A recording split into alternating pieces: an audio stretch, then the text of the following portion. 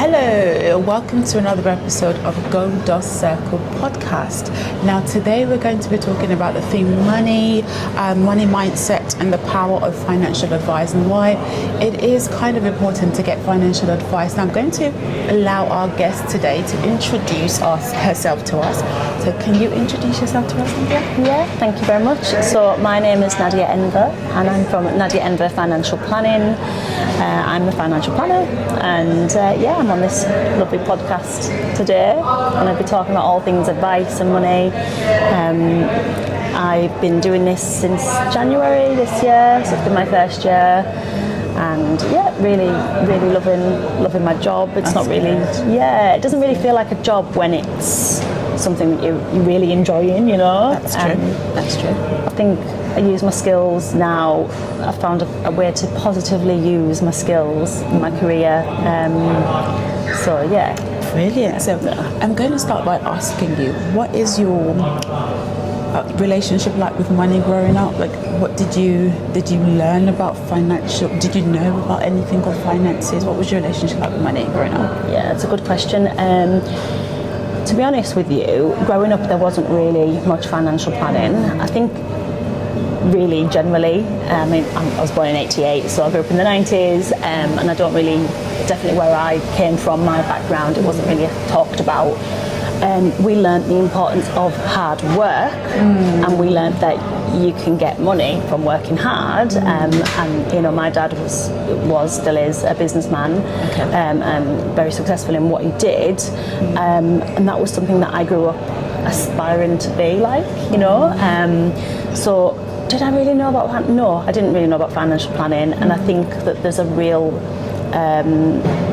lack of financial literacy in the young, and they are changing that. Also, I've heard that they're going to introduce that into the curriculum, which will be amazing. That would be so good. I'm excited for that. Like, I go into schools and teach financial literacy, and that's something I'm really passionate about because, like I say, didn't really have that growing up. Yeah, I guess that's what shapes your attitude towards money today. If you don't mind sharing, can you think of an experience that you've had, you know, issues with money and how you were able to come out of that experience? Absolutely. Negative experience. Yeah. Well, the thing that happened to myself that basically shaped what I do now was I became a solo parent in 2021, and I had 2 mouths to feed and I was unemployed, so that was a really pivotal moment for me in kind of hitting rock bottom and then going, oh my God, and then working out how to build yourself back up from that. And of course the biggest worry that I had was how I was going to provide for my children but also raise them. So for me, it was about making a plan and being strategic.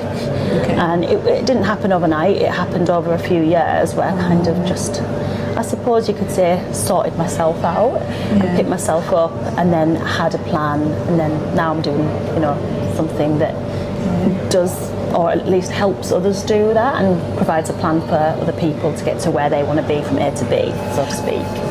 It's really good when you come from personal experience, isn't it? Because you do that genuinely from the bottom of your heart because you've been through something, rather than just talking about money, but you don't really have that experience. So that's amazing. Exactly. That's amazing. Yeah. Thank you. Yeah. It definitely shapes you, and I think it helps me be able to relate to my clients. I'm not saying all my clients are solo parents, but any kind of traumatic experience will give you that, be able to resonate with people. Okay, so in your opinion, why do people, because I've come across people who don't know about financial advisors, like they don't know, they don't want to have one, or is it because they don't know about financial advisors? What are people's misconceptions about financial advisors? Why don't they have one? I honestly think people think they either don't have enough money, they don't fully understand what it can do for them, and they think it's too expensive. So it's like either all or one of those things. I was having a conversation with somebody the other day who was saying, it's surprising that they need a financial planner, and they were referring to somebody who had lots of wealth. Yeah. So they actually assumed that because that person was already wealthy, they wouldn't need a financial planner. So that's another spin on, so yeah, I suppose that's the fourth thing. Maybe people think that they have too much money, they don't need a financial planner. Yeah. But yeah, there is a misconception, and it's not like that at all. It's about like somebody actually sitting down with you and listening to your goals. I like to do goal-based planning and really get into the nitty-gritty of what my clients want 5 years time, 10 years time, and then following them on that journey. My favorite thing about my job is that my clients, I hope to say, my clients are my clients for life, and following them on their journey. And I think people think that maybe it's just you need to sit down for an hour and have a bit of advice, and it's so much more than that. Oh, that's so good. Yeah, that's so good. Okay, so I'm just going to ask you about a success story. Okay. That sticks with you, about who you've helped, for example, and do you mind sharing? Yeah, so it's been a wonderful experience watching how my client has become knowledgeable, confident. He's had clarity on his plans. We've managed to collate some of his pensions, and I think the fact that I'm now working with members of his family speaks volumes, and so it's going to be like a generational thing. That's good. And just seeing the change in the kind of development of our relationship as well. It's just that's so good. It's really rewarding. It's a good story. So for somebody who is scared to look at finances, for example, some people might be buried in a lot of debts, or they don't even know where to start, they're overwhelmed. What would be the first thing, just like a declutter, what would be the first thing to look at in your opinion? Okay, so I would say small steps. Personally, for me, I would, I would look at what's coming in, what's going out. Start off really, really small. So income and expenditure. And then you can actually have a look at what they call disposable income. And if you want to go even further, you can break down your spending into like discretionary or essential spending. So like discretionary is like things that you necessarily don't need to spend money on, and your essentials like your bills and everything. And just having that in front of you, which is one of the first things that I would do with a client when we get to that part of the fact find, is invaluable, because you know what's going on. I think a lot of people just don't know. And also having a look on your banking sort of direct debits, standing orders, making sure you're not sort of paying for direct debits of things that not gym membership. Exactly, yes, or like 3 Spotify accounts.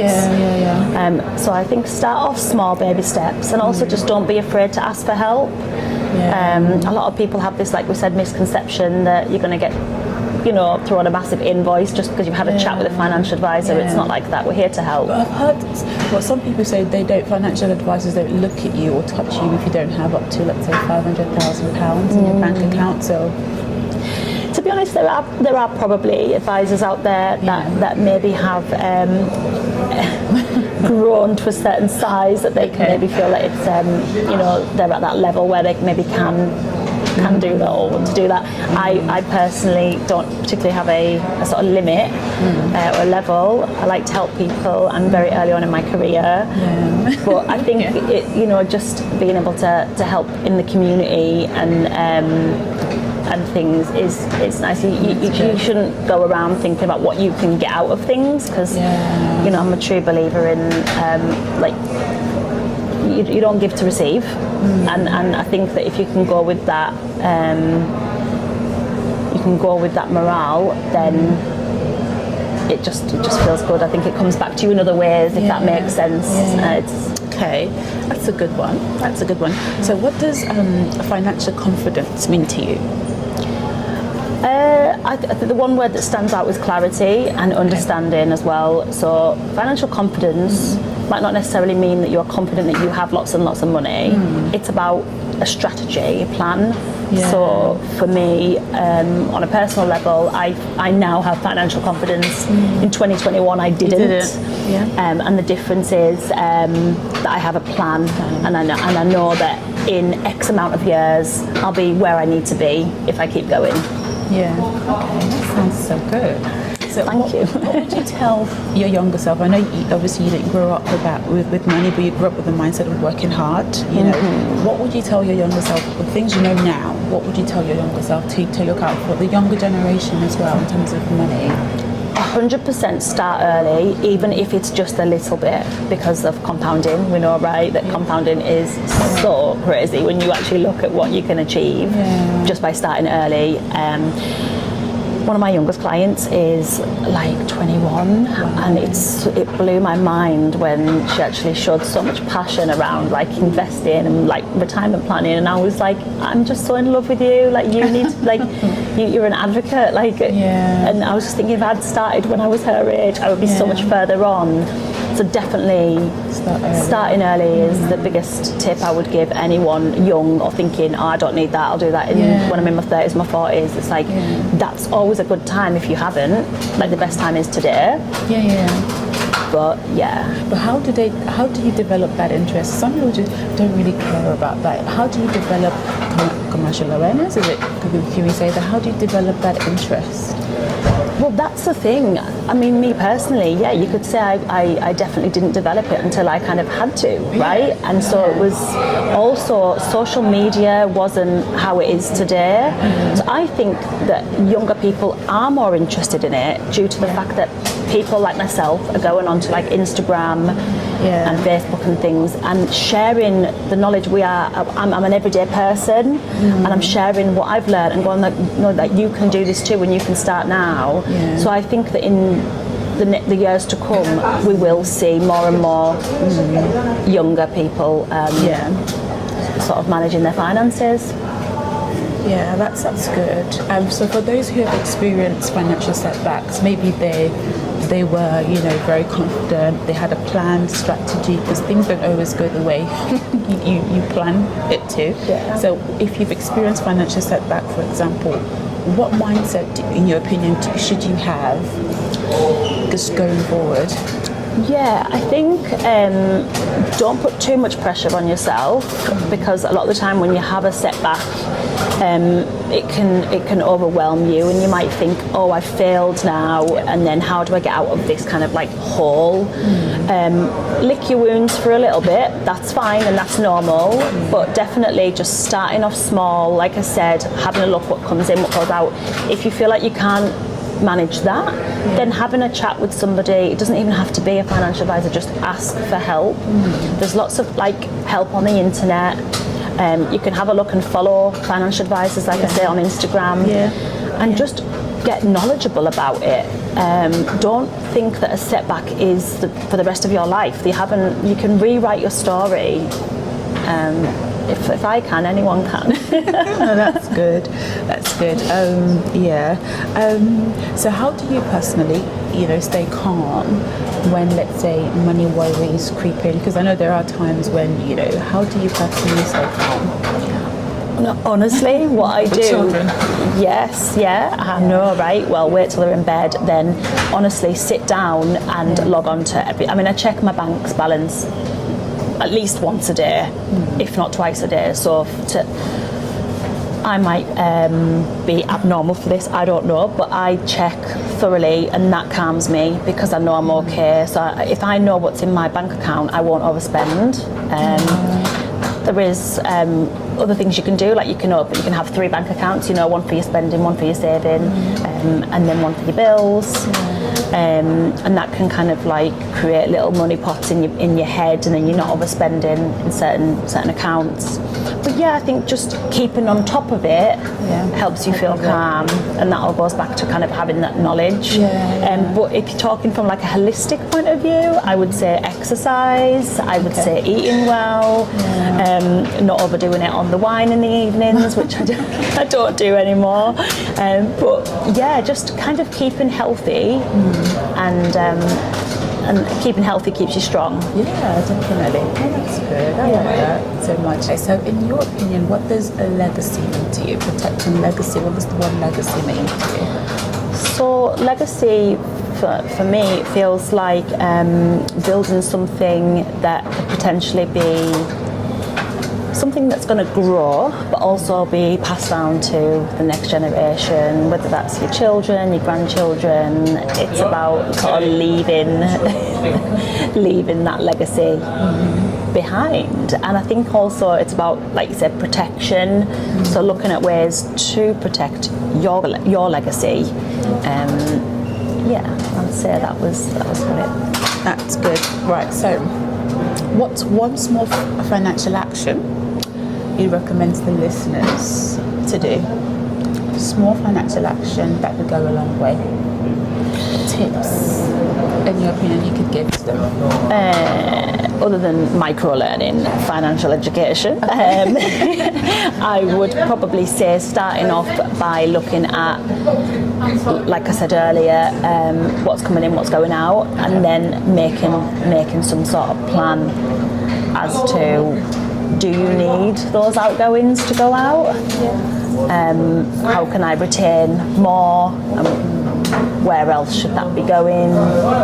So I would say, just the biggest tip is just start off small. Doesn't matter how small, just start. Make a start, because always saying I'm going to do this tomorrow or next week, or even just destination. Yeah, or just telling yourself the narrative like, oh, I'm really bad with money. You're like literally training your brain to think that you're bad with money. It's not that. You've got a money blocker. And there is an amazing podcast by, and I'm sorry, this is the podcast. It's called Get Rich Lucky.